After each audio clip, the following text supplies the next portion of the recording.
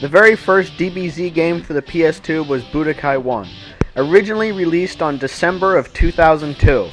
This would end up being the first of 4 games made by DIMS. When it was released, DBZ was still releasing new episodes in the US, causing this to be the only game that doesn't cover DBZ from start to finish. The story mode tells the story of DBZ better than any of the other games. While it only goes up to Cell, there is almost a cutscene for every event that took place, covering large events such as Goku going Super Saiyan for the first time, to smaller ones such as Zarbon and Vegeta talking. Special Beams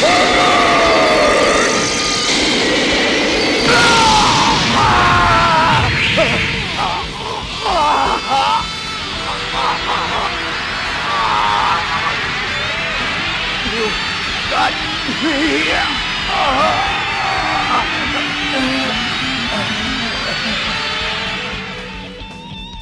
The way the fights are portrayed is also done like the start of a new episode.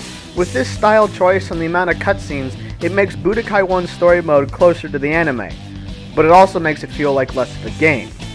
For the fights themselves, you're given no control over the character you use or what items they will have equipped. While this further makes the story mode closer to the actual story, it takes away from the ability to customize your character, which, in a game that has a good system set up for this, you're left feeling disappointed. The customization system used here will carry over to the whole of the Budokai series with almost no changes. Each character is given 7 slots to equip capsules. These range from allowing your character to transform, use super attacks, and give passive bonuses through support capsules. Equipping the same capsule multiple times will change the move by making the beam bigger or the physical combo longer. Double Sunday!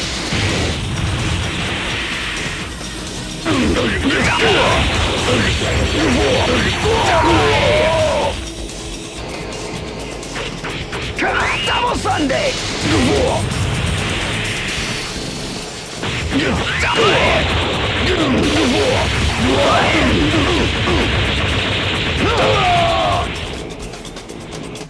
The core of this system is strong, however, there are a few noticeable flaws that will carry through the whole series.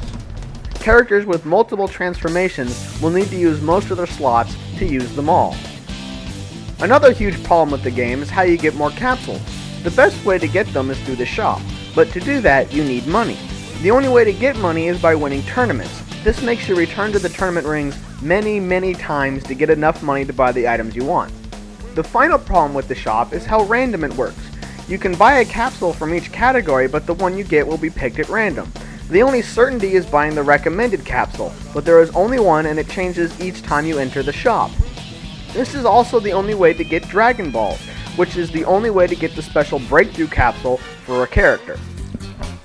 With the high price for a rare item, a limited way to get money, and an unpredictable shop, this game quickly becomes tedious while trying to collect items.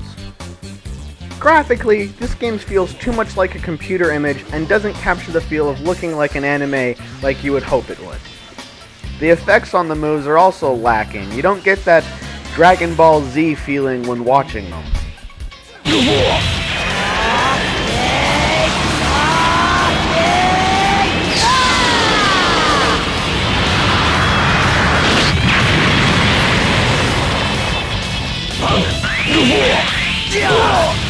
Get this! Big bang attack! The graphic problems don't end here though. The effects on the attacks themselves are wrong at times. Even in his lowest form, Goku fires a yellow Kamehameha. The most noticeable attack, however, is the special beam cannon. Throughout the whole series, the color of it is just wrong. On the other hand, there are a few things this game that nothing else has. These would be a few select transformations. Goku has 3 different versions of his Kaioken, Trunks can turn into the level of Super Saiyan between the normal one and his overly buff form, and Cell finally can turn into the overly buff form he took while fighting Gohan.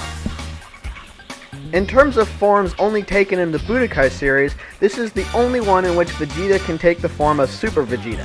The next time this transformation would be available to players would be in the BT series.